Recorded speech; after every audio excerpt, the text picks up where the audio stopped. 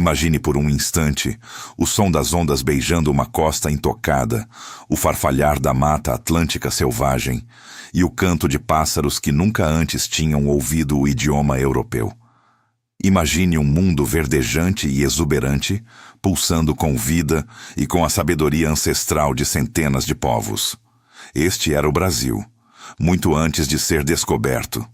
E se a história que você conhece sobre a formação da nossa nação fosse apenas a ponta do iceberg? Hoje, vamos mergulhar nas profundezas do período colonial, desvendando as camadas ocultas de um tempo que não foi apenas um descobrimento, mas um encontro explosivo de mundos com consequências que ressoam até os dias de hoje. Prepare-se para questionar narrativas estabelecidas e entender a verdadeira complexidade da formação brasileira, pois as revelações que faremos podem mudar sua percepção sobre quem somos. Antes da chegada dos portugueses, esta terra já era um caldeirão cultural. Longe de ser um território vazio ou habitado por um grupo homogêneo, o Brasil abrigava centenas de etnias indígenas, cada uma com suas próprias línguas, costumes, crenças e organizações sociais sofisticadas. Tupi, Guarani, Macrogê, Aruac, Caribe. Cada nome evocava um universo de conhecimentos e tradições. Eles não eram selvagens esperando a civilização, mas povos com uma profunda conexão com a natureza que moldavam a paisagem ao seu redor. A floresta amazônica, por exemplo, não era um santuário intocado, mas um jardim cultivado por milênios de ocupação humana. A famosa terra preta de índio, um solo fértil criado artificialmente por essas comunidades, é uma prova arqueológica irrefutável da engenhosidade e do impacto humano pré-colonial. Suas vidas eram regidas por sistemas de crenças complexos, uma agricultura avançada que nos legou a mandioca, o milho e outras culturas essenciais, e estruturas políticas e sociais que garantiam a coesão de suas aldeias. Eles viviam em harmonia com o ambiente, explorando seus recursos de forma sustentável, muito diferente do que aconteceria depois. Enquanto isso, do outro lado do oceano, a Europa fervilhava com o espírito da expansão marítima. Portugal, uma pequena nação ibérica, liderava a busca ousada por novas rotas comerciais para as cobiçadas especiarias do Oriente e, claro, por novas riquezas. Foi nesse contexto de aventura e ambição que, em 1500, a frota de Pedro Álvares Cabral, um navegador português, aportou nas terras que viriam a ser o Brasil. O que se seguiu foi um choque cultural monumental. De um lado, portugueses munidos de armaduras, cruzes e a convicção de sua superioridade. Do outro, os povos indígenas, nus, curiosos e completamente alheios às intenções de seus visitantes. Os primeiros relatos desse encontro vêm da pena de Pero Vaz de Caminha, escrivão da frota. Sua famosa carta ao rei de Portugal descreveu a terra como um paraíso, repleta de recursos e com um povo que ele via como ingênuo e pronto para ser catequizado. Essa visão europeia, porém, ignorava a complexidade e a riqueza das culturas nativas, interpretando o diferente como inferior. A ironia histórica é que a própria palavra Brasil não foi o nome original dado ao território. Ela surgiu mais tarde, em referência ao pau-brasil, uma árvore de madeira avermelhada que se tornaria o primeiro produto de exploração intensiva pelos colonizadores. Antes de continuarmos, inscreva-se no canal e diga-nos nos comentários de onde você está assistindo. O que os portugueses realmente encontraram foi um continente em si, com uma história milenar que estava prestes a ser dramaticamente alterada. A fase inicial da presença portuguesa, que se estendeu pelos primeiros 30 anos após a chegada de Cabral, foi marcada por uma exploração predatória e pelo escambo. O pau-brasil, com sua madeira avermelhada e valiosa tinta, tornou-se o principal alvo. Os portugueses, ainda sem um projeto de colonização efetiva, estabeleceram feitorias ao longo da costa, onde trocavam quinquilharias europeias por toras da preciosa árvore, explorando a mão de obra indígena.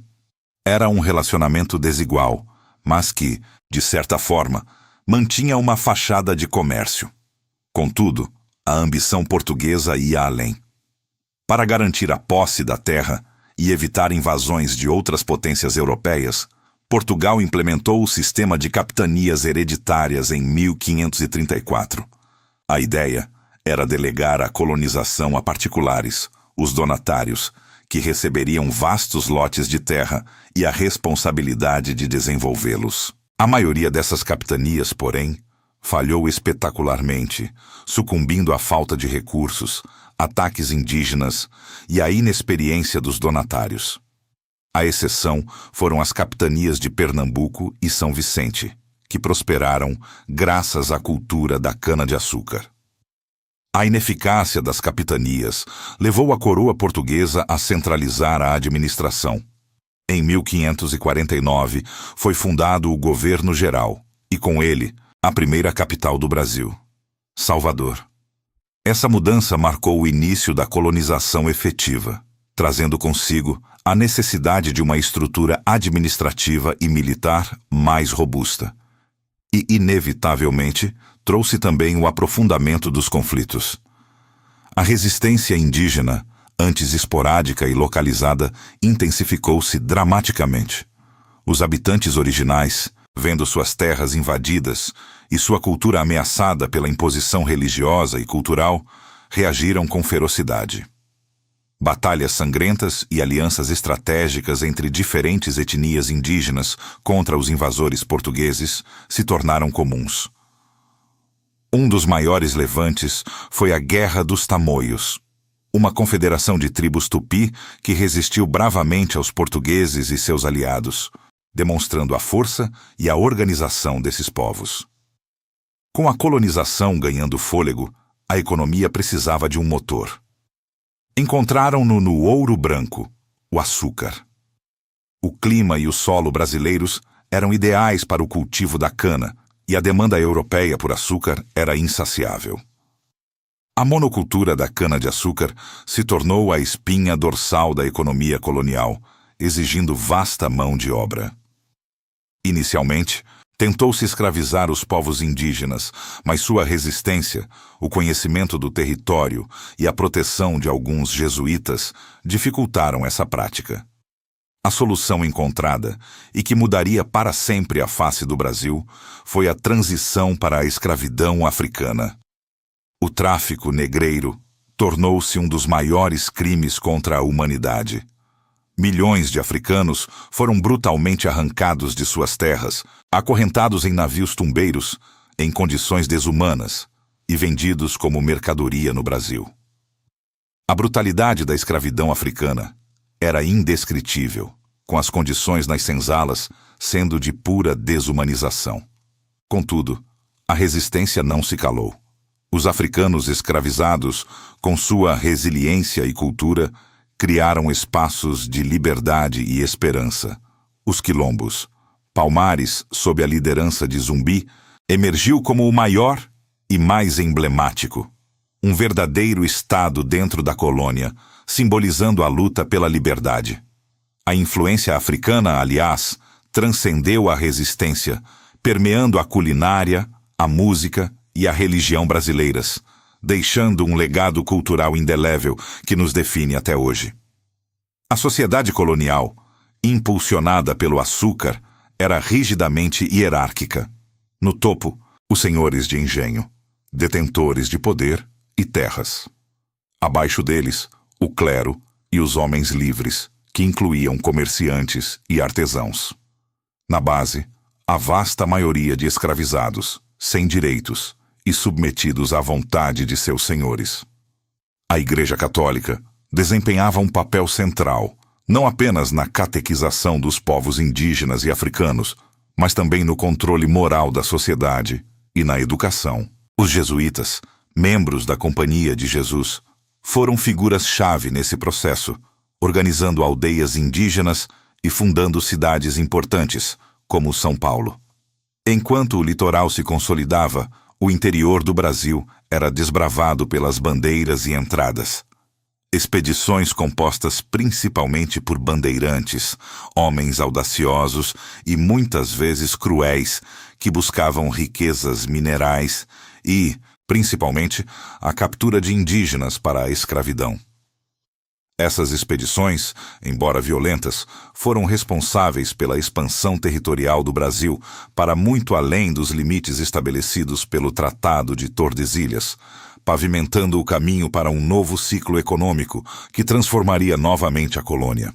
O final do século XVII testemunhou uma transformação radical no panorama colonial brasileiro. A descoberta de vastas jazidas de ouro e diamantes em Minas Gerais desencadeou uma verdadeira corrida por riquezas, atraindo aventureiros de todas as partes do Brasil e de Portugal.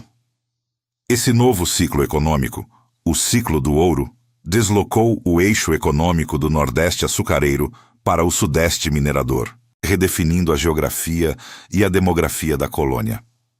Vilas e cidades surgiram rapidamente em torno das áreas de mineração, como Ouro Preto, Mariana e Diamantina, promovendo um aumento populacional sem precedentes e uma urbanização acelerada. A metrópole portuguesa, sedenta por lucros, intensificou a fiscalização e a cobrança de impostos, impondo tributos como o quinto, que exigia 20% de todo o ouro extraído, e a famigerada derrama, uma cobrança compulsória para atingir as metas fiscais, causando grande insatisfação entre os colonos.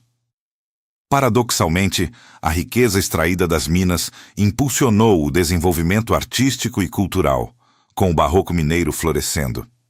Artistas como Aleijadinho, com suas esculturas e arquitetura grandiosas, deixaram um legado que ainda hoje encanta e testemunha a opulência e a contradição daquele período. Apesar da riqueza gerada, ou talvez por causa dela e da opressão colonial, o século XVIII e o início do XIX foram marcados por crescentes movimentos de insatisfação. As ideias iluministas, que pregavam a liberdade, igualdade e fraternidade, e os ecos da Revolução Francesa começaram a influenciar a elite intelectual brasileira. Movimentos como a Inconfidência Mineira, em 1789, liderada por Tiradentes, e a Conjuração Baiana, em 1798, revelaram os primeiros anseios por autonomia e liberdade, embora tivessem diferentes bases sociais e objetivos.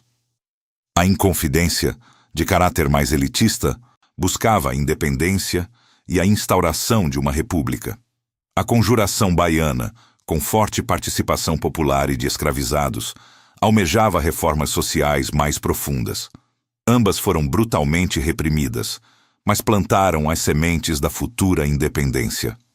Um evento inesperado acelerou o processo: a vinda da família real portuguesa para o Brasil em 1808.